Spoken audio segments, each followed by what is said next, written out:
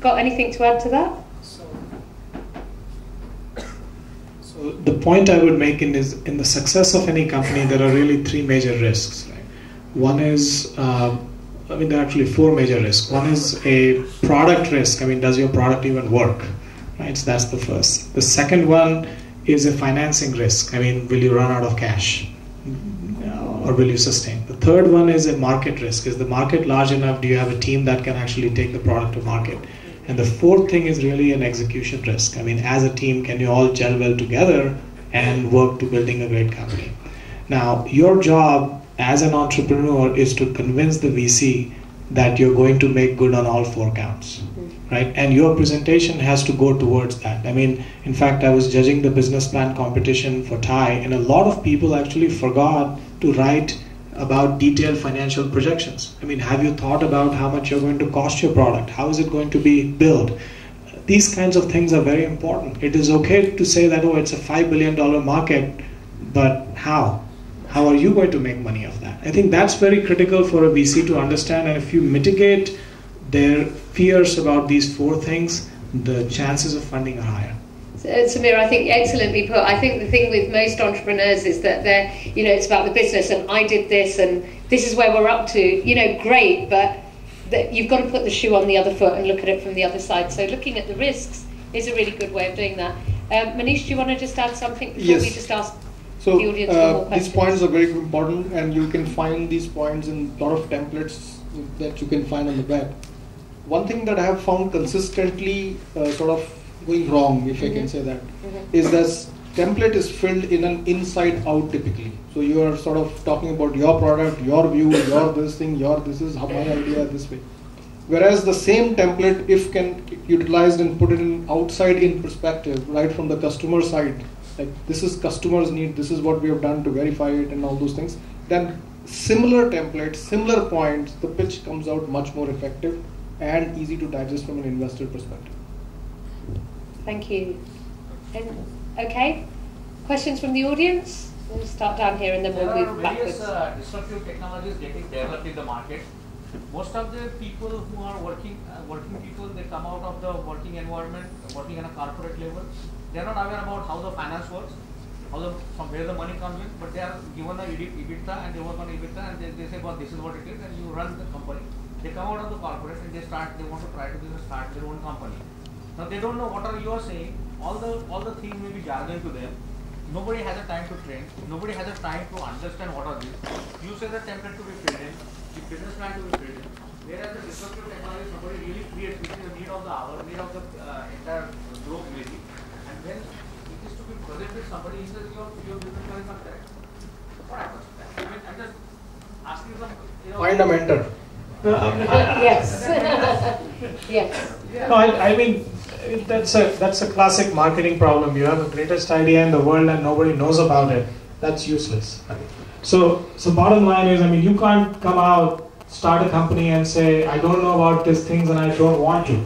That's unacceptable. You have to know them and you'll have to figure out how to do it, right? Because an investor is going to look at you very, very dispassionately, as if they're going to look at it and say, will this thing make me money, right? So you might think it's the greatest technology in the world, but nobody wants it, nobody cares. That's a fact. And there's 10 other people who are going for that same money. Technology becomes disruptive only after it has made a lot of money. So, for a person who starts it. Okay, so there were some questions at the back. Can we, yeah? Let us suppose that the angels are willing to invest in your firm. How do you make sure that you get the best deal from the investors? Like for the funds you are getting, how much percentage of ownership that you are going to willing to forego? I'll speak to that first on the angel side, then I'll pass the mic on. Generally, we don't like to take too much of the business because we want to make sure that the entrepreneur has enough still with them so that they are still motivated. So we generally, we don't want to take more than like 20%. And also, you need to think about the further financing round. So if you're a company that's going to first take angel funding, and then you're going to take a VC round or a second VC round, there needs to be equity left in your company so that, each investor doesn't just keep paying off the previous investor. Ravi? The only thing I'll add is simply, you should shop around. It's just shop around with multiple angel groups or networks, and then you get the best deal. Come to the workshop tomorrow. Okay, there was another question up. Similar question, actually. Sorry? A similar question. Similar question, yeah, over here. Instead of an angel funding, I was trying to ask, what is the right percentage of equity actually we should be trying to share with a venture capitalist company? With a VC. Ravi? So just taking an example, actually, we are a self-funded company last 1.5 years, got a product live in the education domain for acquiring programming skills online. So we've got a couple of clients right now, and we know that we were able to sustain another 6 or 8 months, looking for the right VC funding. So not sure about what is the right percentage we should be asking for, or we should be sharing with VC company. Yeah, I think Kevin made a good point. If you go to the right VCs, they will actually ask for a reasonable stake in the company. I mean, we went to VCs who asked for 70% of the company and to take a hike. I mean, there's no chance. I mean, I'll just fund it with my own money, because at the end of it, there's so little left that after an exit, I'll be working for 5 years and I still will not get anything, right? So that's the first point. The second point is, I mean, it's just the way the math is. I mean, they need to own a certain amount for it to be worthwhile. But of course, you need to go back and justify why you need that 5 million instead of 2. You need to be good at that.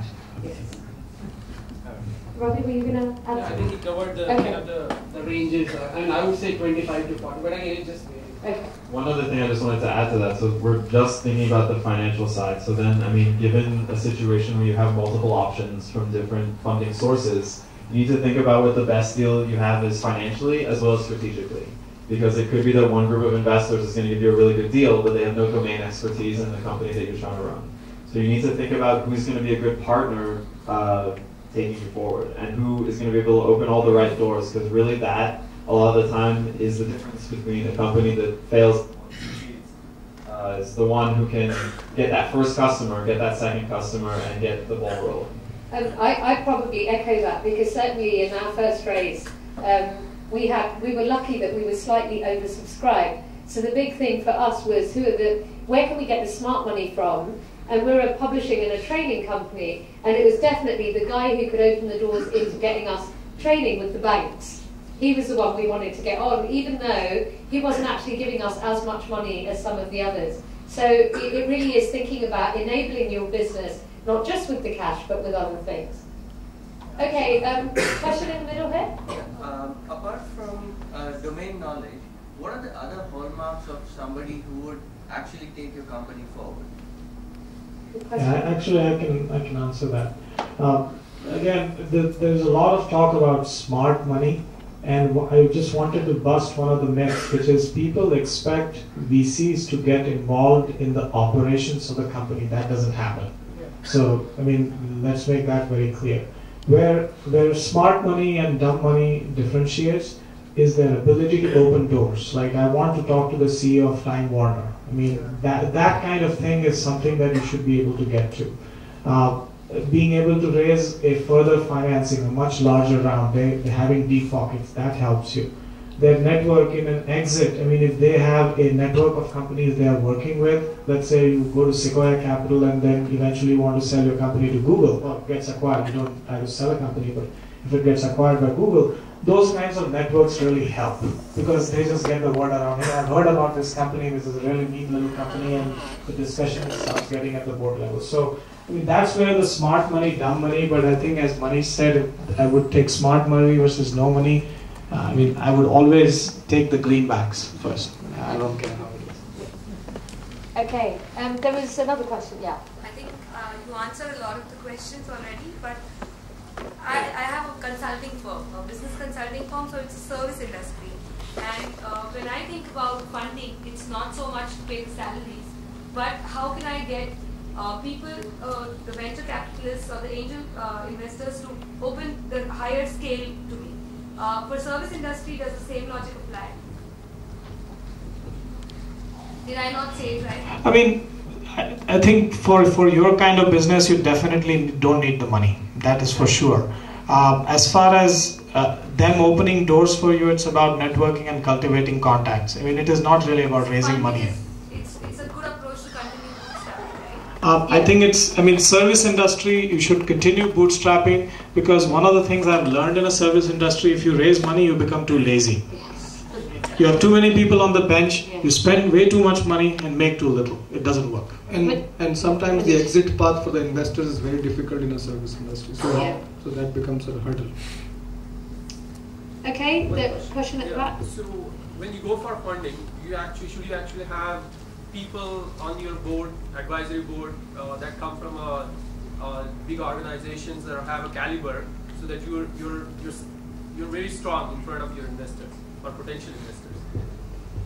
Well, see, one thing is we looked for companies that have solid advisors, just because we want to know that there are. I mean, it kind of gives some validation to the company. But when the company's pitching to us, it's not like if you have the head of Reliance as your advisor, he's actually going to be doing anything with your company day to day. It's you, and we need to see from you what you're going to be able to do. I mean, so I don't think we've ever had an advisor come in and pitch along with the company. So I want to come in there. See, this is where the smart money part of it comes in, right? So don't hire advisors because you can get money because of them. Hire advisors because they can mentor you to build the business. Investors will typically not have the time to invest with you operationally to help you build the business. So actually, I have one thing to add to that. I mean, like, suppose if you have a small investor or somebody who is an advisor, I mean, like, who is really well known in that particular field, then actually I have seen it happen where the investors actually say, okay, that guy is there, so I don't even need to look at anything. And a seasoned investor also can do that. So I mean, I have seen that happen as well. So I mean, Okay, one more and then we'll move on. Actually, there are various ways for fundraising, like an individual, corporate, or any funding agency. So I just want to know that which is the better way out of this. A better way to? Better way for fundraising, like individual fundraising, corporate fundraising, and like there are some funding agencies over there. So you can apply over there, submit proposal, and get funding. So what is the better way? I think it depends on the stage and which type of business you are. It's kind of hard to generalize. I mean, so if you're looking at seed funding, I mean, again, it depends. I mean, I think there is also a pros and cons for taking corporate money too early, meaning from a corporate venture group versus, a financial investor. So, I mean, it's just very subjective. I have to get into specifics to answer it. Can I just move the discussion on? There's two last things that I want to make sure that we cover.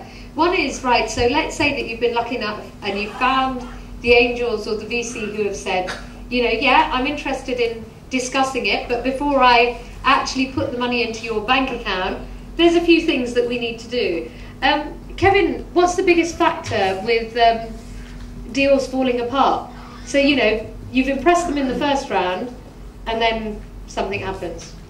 Well, I mean, there's different stages where the deals can fall apart. I guess, let's just say the example of there's a deal where an angel deal where there are investors who are interested in investing. So we've had deals fall apart due to a few things. So first thing is unclear structure of the company, like an improper incorporation in terms of there could be one company and then a holding company and then a complicated structure, and then the entrepreneur doesn't understand that completely and may ask for investment in the wrong part of the company, which will raise red flags to investors.